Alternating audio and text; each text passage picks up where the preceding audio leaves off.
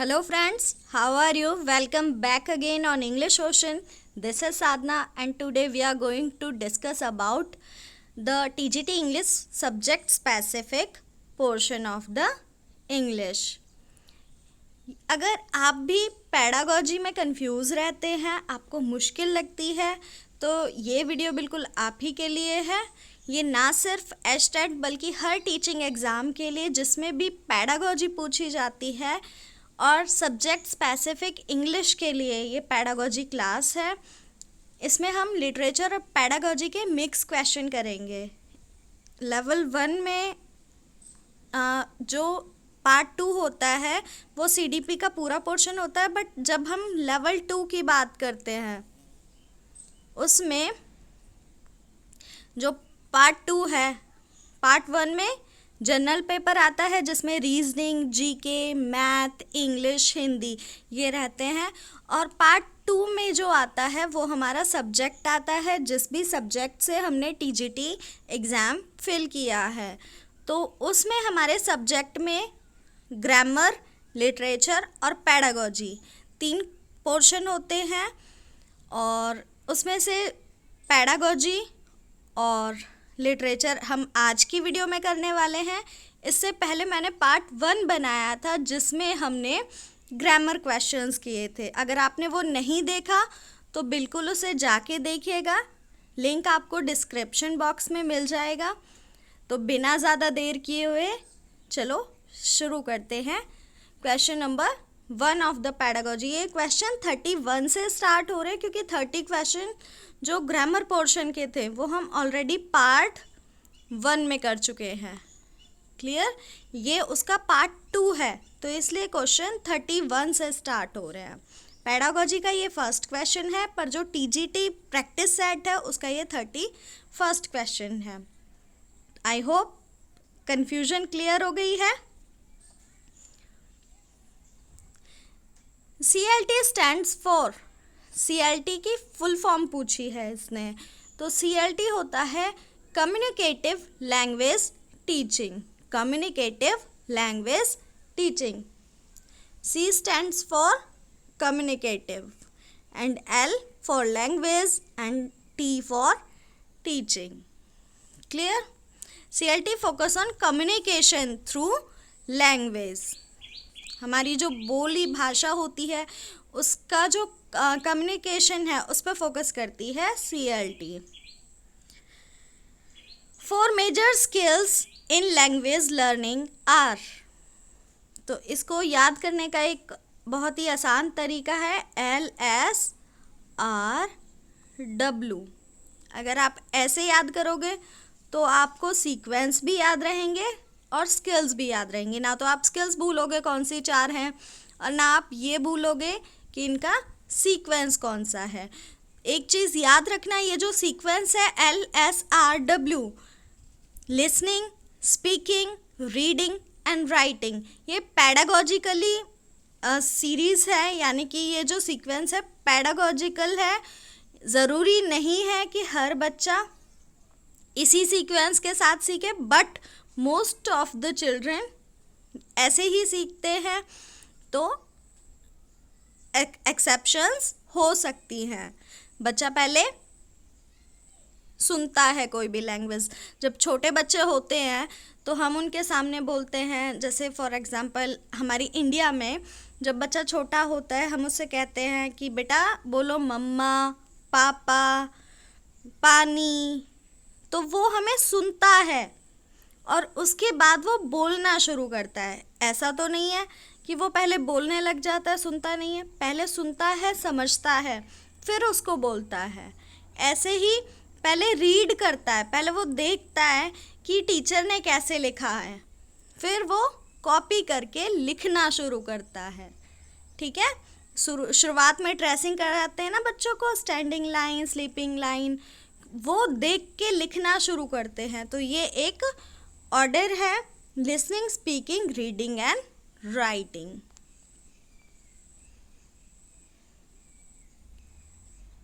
Okay, question number 33। Scaffolding refers to. Scaffolding एक help होती है लर्नर के लिए MKO की तरफ से। अब ये MKO क्या है? MKO इज़ अ एब्रीविएशन होती है किसी भी बड़े वर्ड को जब हम शॉर्ट फॉर्म दे देते हैं ना, जैसे बैचलर ऑफ आर्ट्स को BA बोलते हैं, उसी तरीके से MKO stands for more knowledgeable other. Education field में यही नहीं है कि जो हमसे एज में बड़े हैं हम उनसे ही सीख सकते हैं, हम कई बार अपने छोटों से भी सीख सकते हैं, अपने बराबर वालों से भी सीख सकते हैं। बस एक कंडीशन है टीचर की। टीचर कौन होता है? कई बार हम बोलते हैं ना, अरे ये खुद तो छोटा सा है, खुद तो इसे कुछ आता नहीं है। जिसको नहीं आता वो टीचर नहीं बन सकता। लेकिन एज मैटर नहीं करती, नॉलेज मैटर करती है। मोर नॉलेजेबल अदर, अगर उसको आपसे ज़्यादा उस फील्ड में नॉलेज है जिसको आप सीख रहे हो, तो वो आपका टीचर बन सकता है। क्लियर? मान लो एक बच्चा है 9th और 10th का, उसको इंग्लिश अच्छे से बोलनी आती है, तो वो उस पर्सन के लिए जिसको इंग्लिश बोलनी नहीं आती, उसके लिए टीचर हो सकता है, भले ही वो उससे छोटा हो या रिश्ते में क्या ही पता वो उसके पेरेंट्स ही क्यों ना हो, वो अपने पेरेंट्स के लिए भी टीचर बन सकता है। जैसे आज के टाइम में होता है ना, पेरेंट्स को इतना फ़ोन ऐप इन सब को चलाना नहीं आता, बच्चे उनको सिखा देते हैं। तो स्कैफोल्डिंग के लिए कौन ज़रूरी है? More knowledgeable other. MKO होता है वो सिखाता है। तो step by step support to learner, जब हम एक एक स्टेप करके सपोर्ट करते हैं, लर्नर को सिखाते हैं, उसकी हेल्प करते हैं, तो उसको क्या बोलते हैं? CDP की टर्म में स्कैफोल्डिंग। साइकोलॉजी में उसको स्कैफोल्डिंग के नाम से जानते हैं। Scaffolding means gradually reducing help as student learn. जैसे जैसे स्टूडेंट सीखना शुरू करता है, धीरे धीरे हम उसकी हेल्प कम करते जाते हैं। रेमेडियल टीचिंग होती है देखो, जब हम बीमार होते हैं हम डॉक्टर के पास जाते हैं, डॉक्टर हमें रेमेडी देते हैं। क्या होती है रेमेडी? जो भी उपचार होता है, चाहे वो थ्रू मेडिसिन्स हो, थ्रू एक्सरसाइज हो, यानी कि जो भी उस कंडीशन में हमको इम्प्रूव करने के लिए बेटर है वो हमें प्रेस्क्राइब करते हैं, हम उसको करते हैं। उसी तरीके से रेमेडियल टीचिंग होती है, हम बच्चे का ओवरऑल चेक करते हैं कि उसको कितना आया है, कितना नहीं आया है, कहाँ कमियां हैं, और फिर उसके बाद उसको रेमेडियल टीचिंग करते हैं।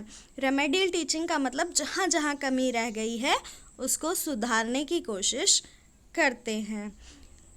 तो ऑप्शंस देख लेते हैं। टीचिंग गिफ्टेड स्टूडेंट्स, क्या जो गिफ्टेड स्टूडेंट्स है, बहुत ब्रिलियंट स्टूडेंट है, उनको पढ़ाना रेमेडियल होगा? नहीं, उनमें तो कोई कमी नहीं है ना। ये किसके लिए है? जहाँ कमी है उसको सुधारना है। रिपीटिंग द क्लास, पूरी क्लास रिपीट करेंगे? बिल्कुल नहीं। मैंने आपको बताया ना, जहाँ जहाँ कमी है उनको सुधारेंगे, तो पूरा रिपीट करने की ज़रूरत तो नहीं है।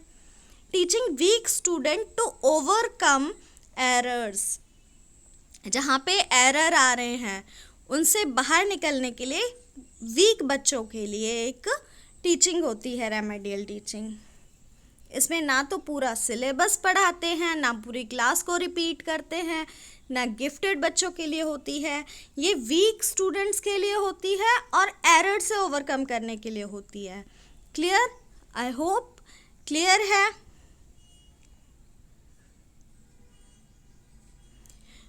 Focuses on addressing individual learning difficulties.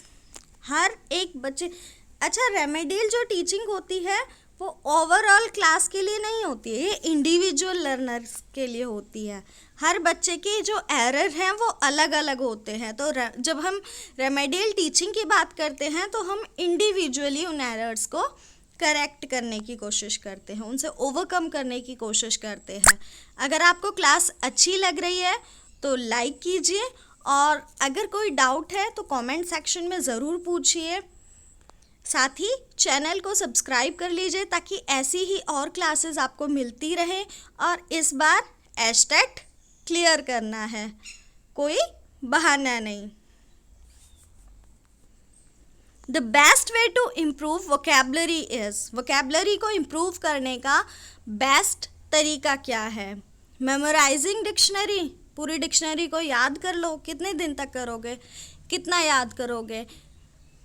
एक पूरा भंडार है वर्ड्स का, कहाँ तक याद करोगे, कितने याद कर पाओगे? स्टोरेज फुल हो जाएगी, भूलने लगोगे। कॉपिंग वर्ड्स को कॉपी करते रहो, नहीं। ट्रांसलेशन, हर वर्ड की ट्रांसलेशन पॉसिबल भी नहीं है और ये करेक्ट मेथड भी नहीं है। इससे अच्छा हमारा बेस्ट मेथड है यूजिंग वर्ड्स इन कॉन्टेक्स्ट। अब कॉन्टेक्सुअल यूज़ हेल्प रिटेंशन, जो कॉन्टेक्स्ट है ना उसमें याद करो, और ये हेल्प करता है हमारा रिटेंशन बनाए रखने के लिए। देखो, जैसे इंग्लिश ओशन भी आपके लिए वोकेबलरी की एक डेली डोज देता है, ठीक है। उसमें क्या है, एक इमेज होती है जिसके थ्रू हम विजुअली अडेप्ट कर पाते हैं उस वर्ड को, और कॉन्टेक्स्ट के थ्रू कर पाते हैं। जैसे जो वर्ड है उससे रिलेटेड अपने दिमाग में जब हम एक इमेज बनाते हैं तो पॉसिबिलिटी ज़्यादा होती है उस वर्ड को लंबे टाइम तक याद रखने की।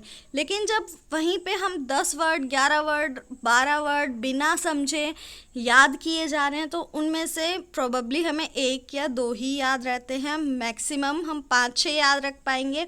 सारे भी याद रख लिए तो उनकी ड्यूरेबिलिटी ज़्यादा नहीं होगी। तो कॉन्टेक्स्ट के थ्रू, मतलब अपनी रियल लाइफ के थ्रू उनको जोड़ के समझना है। ये वोकेबलरी याद करने का सबसे बेस्ट तरीका है। A language rich environment includes, जब एक बच्चे को कोई भी लैंग्वेज सिखानी होती है, बच्चे को क्या बड़े को भी, जब भी कोई एक लैंग्वेज सिखानी होती है तो उसको रिच एनवायरनमेंट दिया जाता है सेम लैंग्वेज का जो उसको सीखनी है। अब उस रिच एनवायरनमेंट में क्या क्या इंक्लूड होता है? Charts, interaction, books, all of these. तो multi sensory input enhance learning.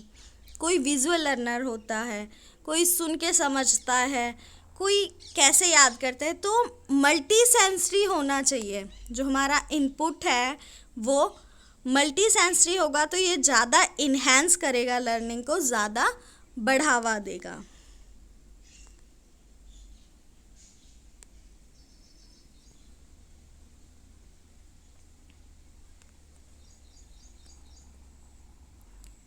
Let's move to the next question. अगर अब तक आपने वीडियो को लाइक नहीं किया है तो लाइक कीजिए, चैनल को सब्सक्राइब कर लीजिए। Total physical response method is based on, total physical response जो मेथड होता है ये किस पे बेस करता है? राइटिंग प्रैक्टिस पे, ट्रांसलेशन पे, लिसनिंग एंड परफॉर्मिंग एक्शन पे, या फिर रीडिंग अलाउड। अब देखो, टोटल फिजिकल रेस्पॉन्स चाहिए तो सुनना भी है और एक्शन को परफॉर्म भी करना है। क्या जब हम लिख रहे हैं तो हमारी पूरी टोटल फिजिकल रेस्पॉन्स दे रहे हैं हम उसमें? नहीं, सिर्फ हमारे हैंड्स और माइंड का कोऑर्डिनेशन चलता है। ट्रांसलेशन में हम अपनी बॉडी को इन्वॉल्व नहीं कर रहे हैं, लेकिन जब हम कोई एक्शन परफॉर्म करेंगे उस टाइम हम टोटल फिजिकल रेस्पॉन्स दे रहे हैं, अपनी पूरी बॉडी को उसमें इंक्लूड कर रहे हैं। Okay, TPR connects language to physical movement.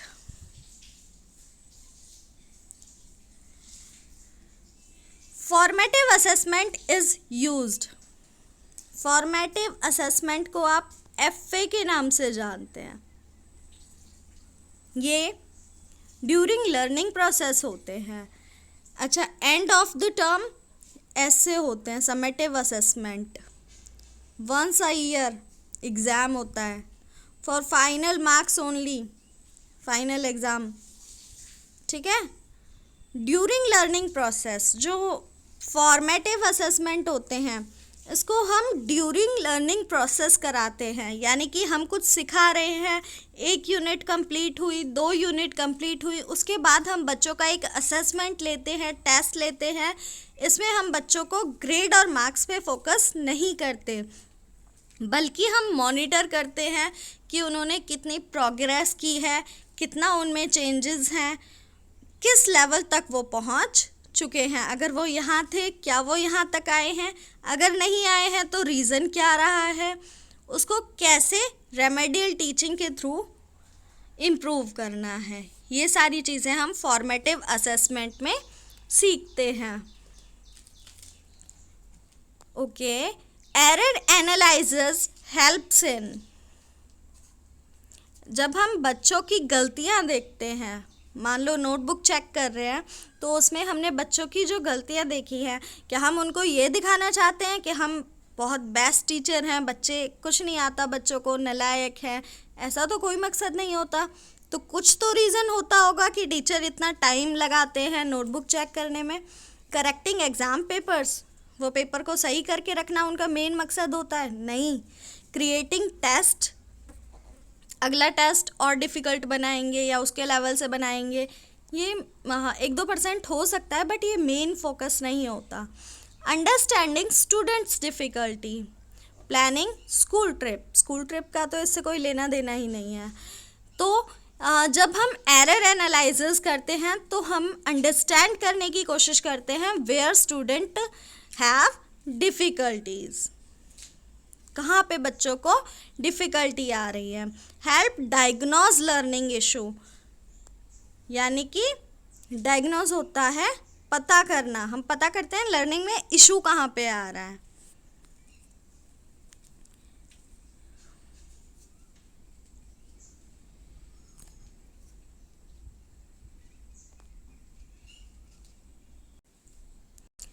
Language acquisition is consequence, memorized, natural and unconscious,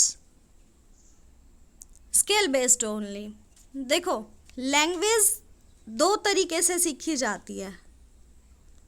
जब भी हम लैंग्वेज को सीखने की बात करेंगे, there are 2 methods. First is acquisition, क्या है? एक्विजिशन, जिसके बारे में इस क्वेश्चन में पूछा गया है। Second is learning. एक तो हम लैंग्वेज सीखते हैं एक्विजिशन के थ्रू और दूसरा हम सीखते हैं लर्निंग के थ्रू, जिसको एक एग्जाम्पल के थ्रू हम समझेंगे। जैसे बच्चा जन्म लेता है, उसके बाद क्या उसको अपनी मदर टंग सीखने के लिए किसी कोचिंग सेंटर जाना पड़ता है, स्कूल जाना पड़ता है? नहीं।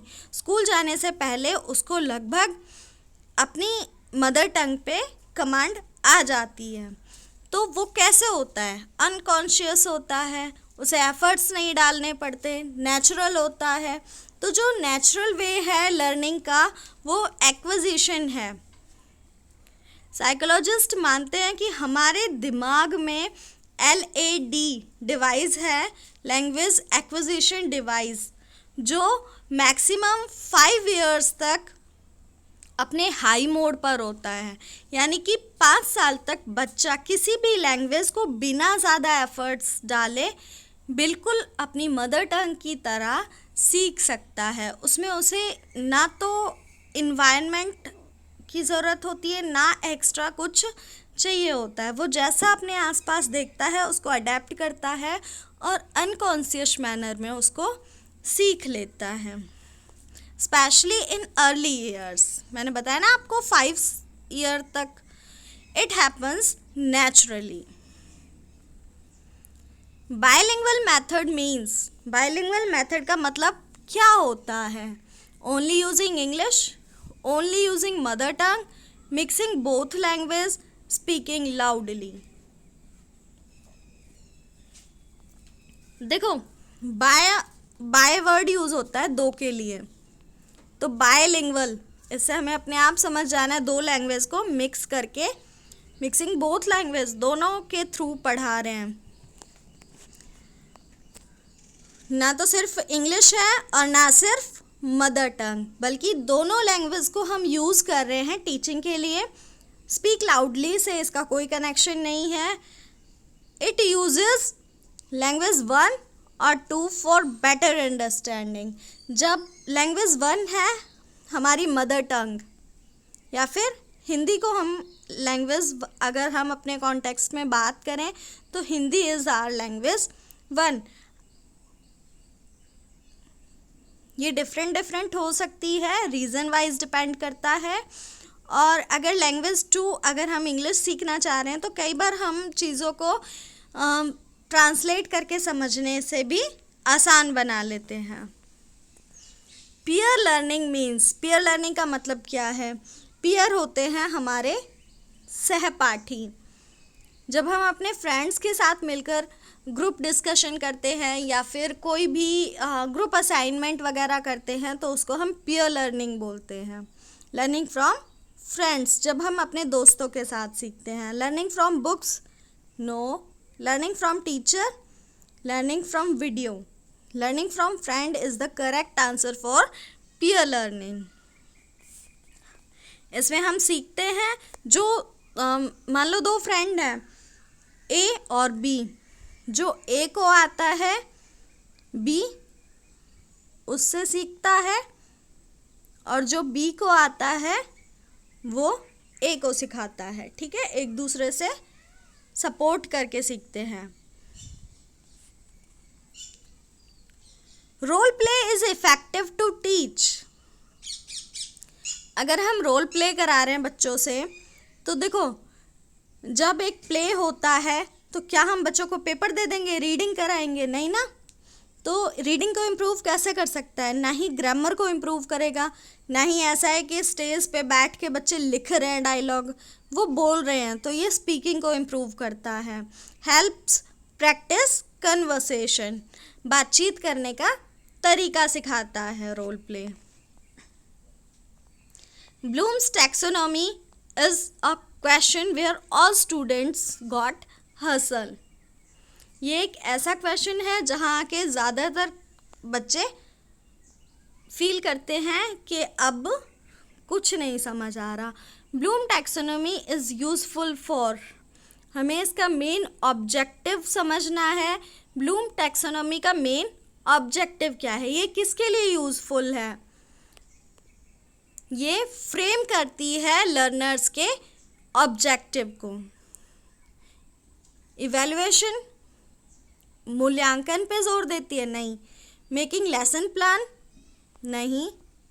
Drawing pictures? बल्कि फ्रेम करती है लर्नर का उद्देश्य।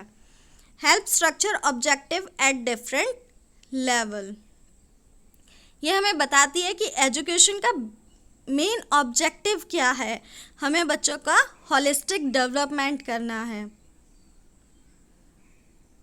रूब्रिक इज अ, रूब्रिक क्या है? Scoring guide. Rubric guide consist assessment. Rubric क्या है? जब हम बच्चे का एक रेगुलर एक असेसमेंट लेते हैं, रेगुलर बेस पे हम देखते हैं उसकी परफॉर्मेंस, क्या सुधार आ रहा है, क्या ख़राब है, कहाँ एरर आ रहे हैं, कहाँ उसको प्रॉब्लम हो रही है, कहाँ डिफ़िकल्टीज आ रही हैं, कहाँ अचीवमेंट हैं। उन सारी चीज़ों का एक प्रॉपर कंसिस्टेंट लगातार जो असेसमेंट होता है उसको क्या कहते हैं? Rubric assessment. Extensive reading is done for pleasure. Extensive reading की जाती है एग्ज़ाम के लिए, मेमोराइजिंग के लिए, फॉर डिक्शनरी वर्क? नहीं, ये प्लेजर के लिए की जाती है। अच्छा, एक्सटेंसिव रीडिंग होती क्या है? एक रीडिंग होती है कि हम अपने सिलेबस के थ्रू टॉपिक वाइज अंडरस्टैंड कर रहे हैं, टॉपिक वाइज क्लियर कर रहे हैं चीज़ों को, वो तो होती है एग्ज़ाम के लिए। मेमोराइजिंग, कुछ लेवल तक हम कोई चीज़ मेमोराइज कर सकते हैं, but for pleasure we read excessive material. अगर हमें पढ़ने में इंटरेस्ट आ रहा है then we can read excessive material. It helps language fluency, ये हमें लैंग्वेज में फ्लुएंसी करने में हेल्प करती है। Listening skill can be enhanced by, listening को हम कैसे इम्प्रूव कर सकते हैं, कैसे बढ़ाई जा सकती है लिसनिंग स्किल। लिख कर क्या लिसनिंग स्किल बढ़ेगी? नहीं, बातें करके। अगर हम बोले जा रहे हैं सामने वाले का सुन ही नहीं रहे, तो क्या हमारी लिसनिंग स्किल अच्छी होगी? नहीं। रीडिंग, अगर हम बुक्स पढ़ रहे हैं तो क्या उससे लिसनिंग होगी? कुछ परसेंट तक हो सकती है, क्योंकि जब हम लाउड रीडिंग करते हैं तो उसमें हमारी आवाज़ हमें सुनाई देती है, तो हमें वर्ड्स की जो पहचान है वो होने लगती है, हम उससे फैमिलियर होने लगते हैं। लेकिन सबसे बेस्ट तरीका है लिसनिंग स्किल को इम्प्रूव करने का प्लेइंग ऑडियो सुनना। पॉडकास्ट होती है ना, वो बेस्ट रहती हैं। शैडोइंग टेक्निक भी ज़्यादातर लिसनिंग पे ही डिपेंड करती हैं। Audio exposure build listening comprehensive, ये हमें हेल्प करता है कि हम ध्यान से सुन रहे हैं, समझ रहे हैं। In a good English class error should be, एक अच्छी इंग्लिश की या कहो किसी भी सब्जेक्ट की अच्छी क्लास कौन सी होती है? जिसमें गलतियों को पनिश किया जाता है? नहीं। इग्नोर करेंगे हम, मजाक उड़ाएंगे? नहीं। Treat it as part of learning, mistake आती हैं, ये लर्निंग का एक पार्ट है और उनको ट्रीट करना ही एक अच्छी क्लास की पहचान है। तो इसीलिए मैं आपको बार बार बोल रही हूँ, जहाँ भी डाउट है, जहाँ आपको प्रॉब्लम आ रही है, कमेंट सेक्शन में पूछिए और मुझे बताइए नेक्स्ट आपको कौन सी सब्जेक्ट या टॉपिक चाहिए, पेडागोजी, ग्रामर या फिर लिटरेचर, आपको किस टॉपिक पे क्लास चाहिए, बिल्कुल बताइए, मैं वही क्लास आपके लिए लेके आऊँगी।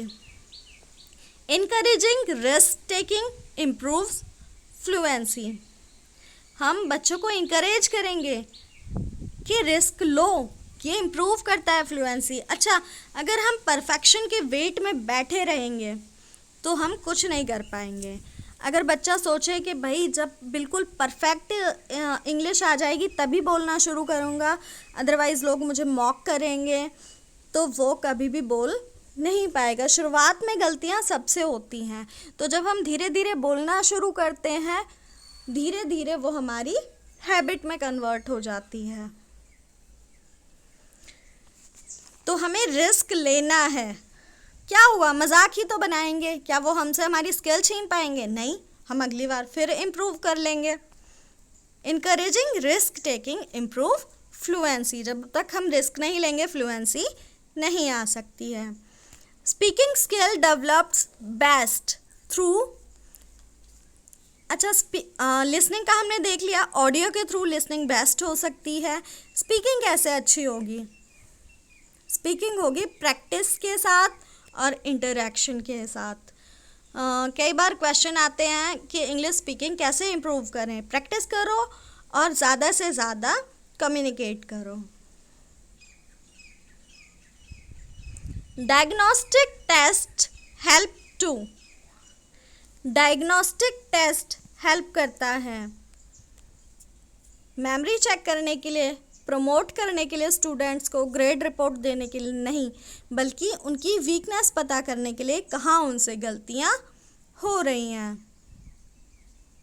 ये हमें साथ ही रेमेडियल मेजर्स के लिए भी हेल्प करता है कि कहाँ हमें रेमेडियल की ज़रूरत है, कहाँ हमें रेमेडी देनी है बच्चों को, कहाँ इम्प्रूवमेंट की ज़रूरत है।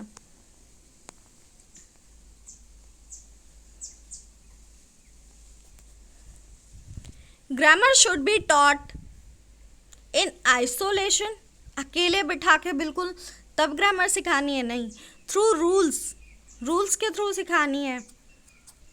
कुछ हद तक सही है, बट एक्सेसिव नहीं हो पाएगा। अगर ज़्यादा ही हम रूल्स के थ्रू पढ़ाएंगे तो बहुत बोरिंग क्लास हो जाएगी, इंटरेस्ट क्रिएट नहीं हो पाएगा। ओनली बाय ट्रांसलेशन, अगर हर चीज़ ट्रांसलेशन के साथ सिखाने लग गए तो कॉन्टेक्स्ट बिल्ड नहीं कर पाएंगे, बच्चे फ्लुएंट नहीं हो पाएंगे। Through real use, this is the best method of teaching grammar. हमें ग्रामर को रियल लाइफ के साथ कनेक्ट करके सिखाना है. Grammar taught in context is better understood. अगर हम कॉन्टेक्स्ट में उसको सिखाएंगे ग्रामर को तो बेटरली अंडरस्टैंड कर पाएंगे. Comprehension is the ability to understand meaning. Very nice option. Comprehends का क्या मतलब होता है? कंप्रीहेंस होता है किसी भी चीज़ के ऊपर एक डेप्थ में जाना, विस्तार से उसको समझना. तो ये हमें लिखने में मदद करता है, कुछ परसेंट करता है बट उतना नहीं करता. स्पेल, ट्रांसलेट, वो सब बात की बातें हैं. सबसे पहले ये हेल्प करता है हमें उसके मीनिंग को अंडरस्टैंड करने में. जब हम रीडिंग कॉम्प्रीहेंशन करते हैं तो हम सबसे पहले उसका एक मेन कंक्लूज़न निकालते हैं. हम ये समझते हैं कि उस पैसेज में क्या बताने की कोशिश की जा रही है. It taste reading understanding. और अगर हम एक पैसेज को पढ़ के उसका कंक्लूज़न नहीं निकाल पा रहे हैं तो हमें रीडिंग कॉम्प्रीहेंशन को इम्प्रूव करने की ज़रूरत है. हमें अगर उस पर मास्टरी करनी है तो हमें खुद को ऐसा बनाना होगा कि बेशक हमें कुछ वोकेबलरी ना आए बट हम ओवरऑल पढ़ के उसका एक मीनिंग निकाल पाएँ, हम समझ पाएँ कि किस टॉपिक पर और क्या बात हो रही है. Picture reading enhance. जो पिक्चर आती हैं एग्ज़ाम में उसको रीड करना होता है. ये किस चीज़ को इन्हेंस करता है? ऑब्जर्वेशन को और स्पीकिंग को. ये हमें बताता है कि हम कितने अच्छे ऑब्जर्वर हैं. ये हमारी इमेजिनेशन को, वोकेबलरी यूज़ को, पिक्चर में हमें पिक्चर दिख तो गई. मान लो एक बिल्कुल सिंपल सा एग्जांपल लेते हैं. ये दिख रहा है, जब तक हमें पता नहीं होगा इसको क्या बोलते हैं तो तब तक हम पिक्चर रीडिंग को नहीं कर पाएंगे. तो वो हमारी वोकेबलरी भी इससे इन्हेंस होती है. Assessment of learning is. Assessment of learning क्या है? देखो, जब फॉर्मेटिव असेसमेंट की बात होती है ये थ्रू लर्निंग होता है. डायग्नोस्टिक एक पोर्शन को कंप्लीट करने के बाद होता है. पीयर रिव्यू, ये हमारे जो साथ पढ़ने वाले हमारे फ्रेंड्स हैं उनसे हम शेयर करते हैं नॉलेज को. और समेटिव जो है वो एक असेसमेंट है कि हमने कितना सीख लिया. तो असेसमेंट ऑफ लर्निंग है समेटिव, असेसमेंट फॉर लर्निंग है फॉर्मेटिव. याद रहेगा, असेसमेंट फॉर लर्निंग, लर्निंग के लिए जब हम असेसमेंट कर रहे हैं, जब हम देख रहे हैं कि लर्निंग को कैसे इम्प्रूव किया जा सकता है तो लर्निंग के लिए असेसमेंट कर रहे हैं, वो है फॉर्मेटिव असेसमेंट. और जब हम लर्निंग का असेसमेंट कर रहे हैं, हम देख रहे हैं कि कितना सीख लिया, तो उसको बोलेंगे summative assessment.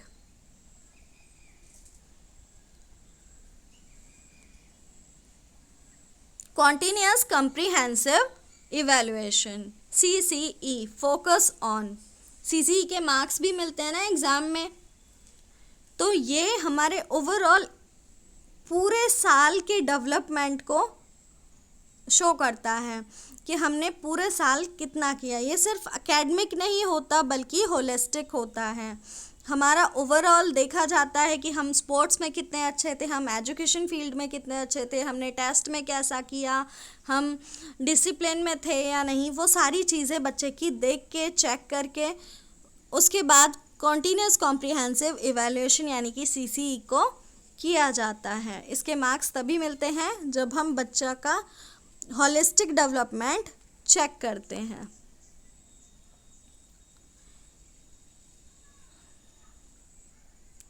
A good English teacher should.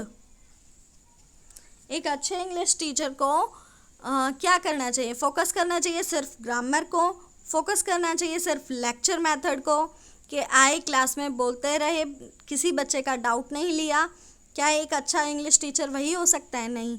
Use only text book, बस टेक्स्ट बुक कोई रीड कर रहे हैं, ना कोई रियल लाइफ के थ्रू समझा रहे हैं, ना कोई एग्जाम्पल दे रहे हैं, तो वो बेस्ट टीचर नहीं हो सकते। बल्कि बेस्ट टीचर वो हैं जो इनकरेज करेंगे कम्युनिकेशन को। कम्युनिकेशन यानी कि दोनों तरफ की बातचीत। हम बच्चों से भी पूछेंगे उनकी क्या डाउट्स हैं, क्या उन्हें समझ में आ रहा है, हम उनको भी बराबर बोलने का मौका देंगे। Language is for communication, not only for rules. Language communication के लिए है, सिर्फ रूल्स रटवाने के लिए नहीं है। Contextual teaching means, contextual teaching क्या होती है? बार बार जब हम ये प्रैक्टिस सेट कर रहे हैं, हमारे क्वेश्चंस में भी कम से कम 3 या 4 क्वेश्चंस में कॉन्टेक्सचुअल टीचिंग, कॉन्टेक्सचुअल वर्ड का यूज़ किया गया है। तो कॉन्टेक्सचुअल क्या है? जब हम बुकिश लैंग्वेज को रियल लाइफ के साथ कनेक्ट करते हैं, जब हम रियल लाइफ के सरफेस पे याद करते हैं, समझते हैं सिचुएशंस को, तो उसको हम बोलते हैं कॉन्टेक्सचुअल लर्निंग। तो कॉन्टेक्सचुअल टीचिंग क्या होगी? जब हम रियल लाइफ सिचुएशन को यूज़ करके टीच करेंगे बच्चों को। ठीक है, इसमें रटवाना नहीं है, समझाना है डेली लाइफ के एग्जाम्पल के थ्रू। इससे जो लर्निंग है वो मीनिंगफुल बनती है, मेमोरेबल बनती है। Reading allowed helps improve.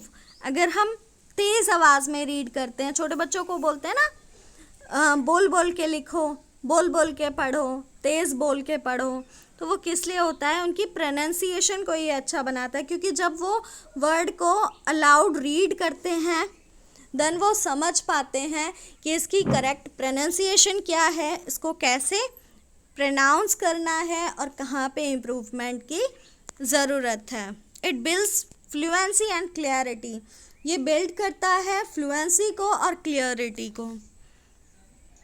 Students learn English better when they participate actively.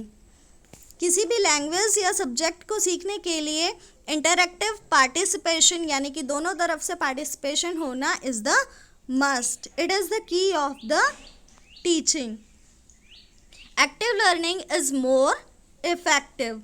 Active learning passive learning से कई गुना ज़्यादा इफ़ेक्टिव है। Listening, speaking, reading and writing are. ये क्वेश्चन पहले भी आया था, अब इसकी थोड़ी सी लैंग्वेज घुमा दी है। पहले आया था लैंग्वेज स्किल्स कौन कौन सी हैं, तो that are LSRW, listening, reading, listening, speaking, reading and writing. अब उसने पूछा है listening, speaking, reading and writing are the language skills.